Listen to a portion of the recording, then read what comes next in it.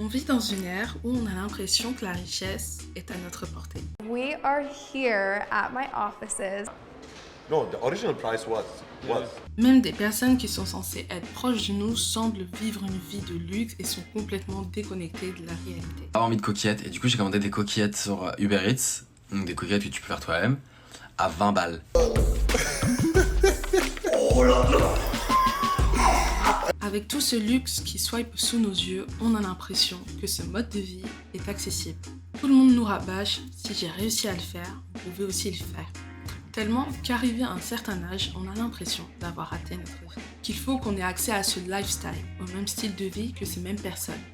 Le problème, c'est que généralement, l'âge à laquelle on pense avoir raté notre vie se situe entre 20 et 30 ans. Car aujourd'hui, on est devenu obsédé avec le fait de devenir riche et d'être une personne à succès le plus rapidement possible. Il y a plusieurs catégories de personnes qui ont réussi. Parmi toutes ces catégories de personnes, on en retrouve une, ceux issus d'une famille aisée, ou du moins avec beaucoup de contacts. Le problème, c'est qu'une partie de ces gens-là prônent cette fait tout seul, quand ce n'est pas vraiment le cas en réalité. Ils prônent la méritocratie et le fait qu'ils aient dû travailler dur pour en arriver là. On a eu ce premier exemple aux États-Unis avec les sœurs Jenner, que ce soit Kylie ou Kendall. Quand Kylie a fait la couverture de Forbes en étant la plus jeune self-made milliardaire, cela a fait réagir. Kylie vient d'une bonne famille, mais surtout elle avait déjà commencé à gagner en notoriété grâce à Kim Kardashian et sa mère Kris. Le succès d'ailleurs de Kylie Cosmetics repose sur Kris Jenner qui a su se servir du drama qui y avait autour des lèvres de Kylie à l'époque pour sortir leur kit de rouge à lèvres avant que ça devienne une marque à part entière. Elle avait déjà les fonds, les contacts et une momager du tonnerre. Pas sûr que ça soit très self-made. Et cela, c'est pareil pour Kendall, qui avait expliqué avoir dû travailler plus que les autres mannequins, car son nom l'avait handicapé pour cette industrie. Si je ne nie pas le fait qu'effectivement, le nom Kardashian a dû lui faire manquer beaucoup d'opportunités, ce même nom lui en a apporté d'autres. Je pense notamment au défilé Victoria's Secret, qui est un défilé assez difficile d'accès, même pour de gros mannequins, et qu'elle a réussi à atteindre, alors même qu'à l'époque, ce n'était pas déjà une très grande mannequin et qu'elle était quand même critiquée pour sa démarche. Il faut comprendre qu'à Hollywood, comme en France en réalité, il y a une hiérarchisation des célébrités. Vous avez les A-celebrities avec les superstars, les grands chanteurs, les grandes stars du cinéma. Par exemple, on peut prendre Jay-Z et Beyoncé dans les grands chanteurs, dans les grands rappeurs, etc. Leonardo DiCaprio dans les acteurs. Je pense que vous avez compris. Vous avez ensuite les B-celebrities, donc ça va être par exemple les stars de série, les chanteurs assez gros mais pas non plus au rang de superstars, etc. Vous avez les C-celebrities et généralement c'est là où on va retrouver les stars de télé-réalité. Et même maintenant, vous avez la catégorie d'en dessous avec les influenceurs. Et les Kardashian, quand elles sont arrivées, c'était des C-celebrities. Donc elles n'étaient pas vraiment acceptées dans le milieu d'au-dessus. Et donc quand Kendall est arrivée dans la mode, elle était encore une C-celebrity. Donc oui, ça lui a fait manquer certaines opportunités. Comme j'ai dit aussi, ça lui en a apporté d'autres. Mais le truc, c'est que les Kardashian ont commencé à monter en grade dans cette hiérarchisation des célébrités, notamment grâce au mariage de Kim Kardashian et de Kanye West, car Kanye West a réussi à intégrer Kim dans la sphère de la mode. Et cela a bénéficié à Kendall indirectement. On peut le voir aujourd'hui, toute la famille est invitée au Met Gala. Ça aurait été inimaginable il y a encore 10 ans. Là, je parle des Kardashian, mais c'est par exemple aussi le cas des Hadid, qui ont vu leur mère participer à une télé-réalité et leur père qui était un promoteur immobilier assez reconnu dans le milieu. Après, les Hadid ont le mérite de n'avoir jamais proclamé le fait d'être self-made. Mais cela peut expliquer le phénomène Nepo Baby et pourquoi les gens en ont marre. Les gens en ont marre de voir des gens arriver de nulle part, non pas grâce à leur travail ou grâce à leur talent, mais grâce à leur nom de famille ou à un membre de leur famille. Ça va être le cas de Suzanne Lindon. C'est vrai que Suzanne Lindon, on peut se demander comment son film a pu être diffusé en cinéma et être sélectionné au Festival de Cannes, alors que c'est un film qu'elle avait créé quand elle n'avait seulement que 15 ans et que surtout c'est un film qui a été beaucoup critiqué. Quand tu te rapproches un petit peu, tu te rends compte que son père et sa mère sont effectivement dans le milieu et que ça explique beaucoup de choses. Ces personnes-là sont des personnes qui arrivent très bien à manier les réseaux sociaux, donc on les voit beaucoup. Et on a l'impression du coup que c'est une vie qui peut nous être accessible. Le problème, c'est qu'on oublie souvent qu'on ne démarre pas de la même place et qu'en réalité, on n'atteindra jamais leur niveau de vie.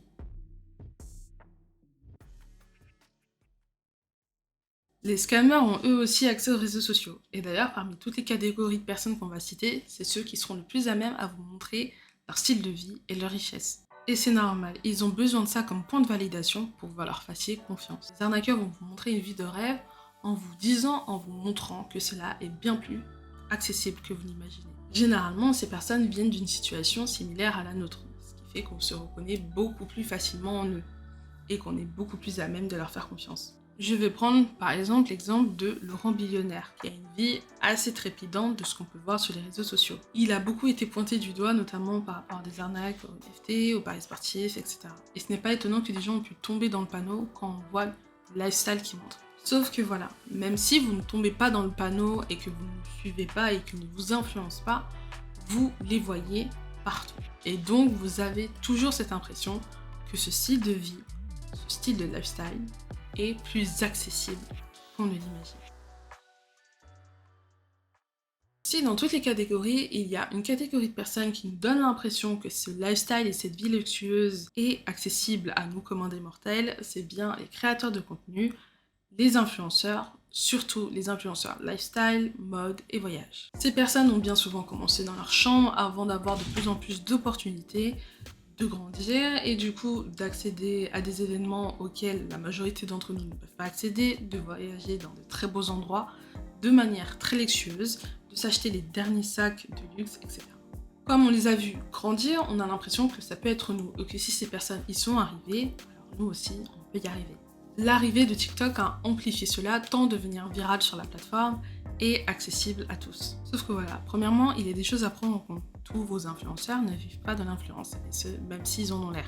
Je pense que vous serez étonnés de voir les gens qui galèrent à joindre les deux bouts.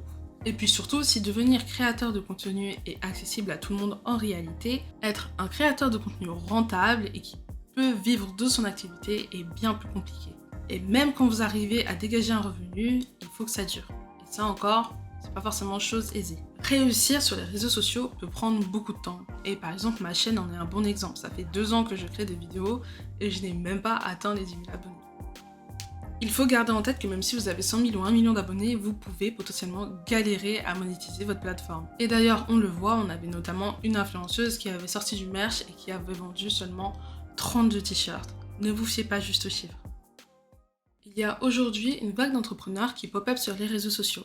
L'un des plus connus est Iman Gadzhi, mais vous avez aussi par exemple Théo Lyon avec son agence Kudak, Yumi Denzel, qui je pense vous dit quelque chose, ou encore dans un autre registre, Tony Neves. Et avant de commencer, je tiens à dire que je ne dénigre pas ces personnes, qu'elles ont travaillé pour en arriver là, je n'en doute absolument pas, et je ne vais pas remettre en question leur travail.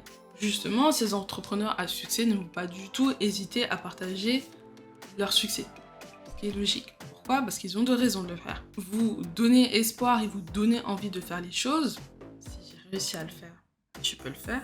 Mais également parce que c'est bon pour leur branding et pour leur business. Je vais prendre l'exemple d'Alex Hermosi qui est très présent sur les réseaux sociaux, qui ne va pas du tout hésiter à vous dire qu'il a réussi à monter des compagnies à plus de 100 millions de dollars de bénéfices par an. Pour autant, il ne vous vendra rien. Pourquoi ? Car tout simplement, il a une autre stratégie. Son objectif, c'est que vous fassiez de l'argent avec ses conseils gratuits pour qu'ensuite, quand vous cherchez des investisseurs, vous vous dirigez vers lui, parce que vous lui faites confiance. Et c'est pas moi qui le dis, c'est son livre. Sauf que voilà, une partie des entrepreneurs vont vous vendre ça comme quelque chose de facile.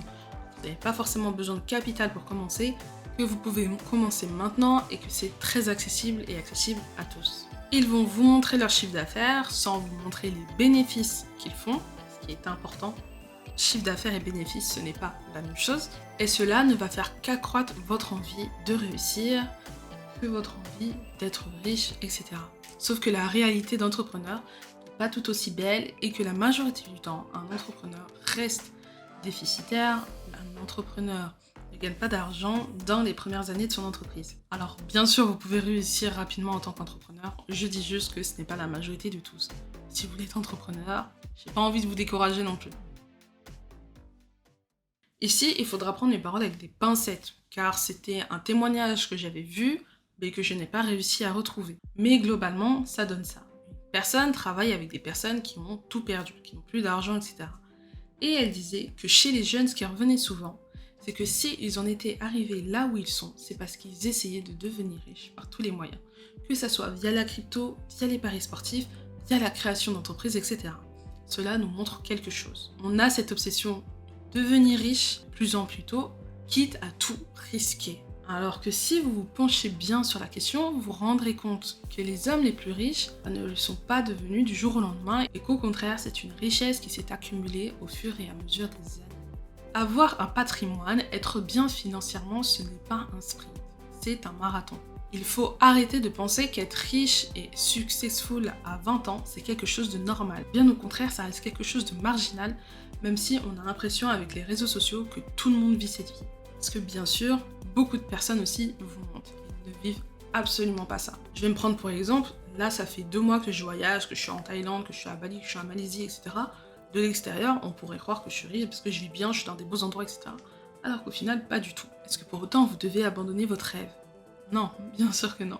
Est-ce que pour autant vous devez arrêter de penser que vous pouvez devenir riche un jour ? Non, pas du tout. Ce n'est absolument pas ce que je dis. J'ai personnellement aussi ces envies, j'ai envie d'être bien financièrement, etc. Juste, je pense qu'il faut avoir les pieds sur terre et aussi être un peu réaliste. Réussir, c'est cool. Il vaut mieux prendre son temps pour réussir et réussir à 35-40 ans plutôt que de all-in et de ne jamais réussir.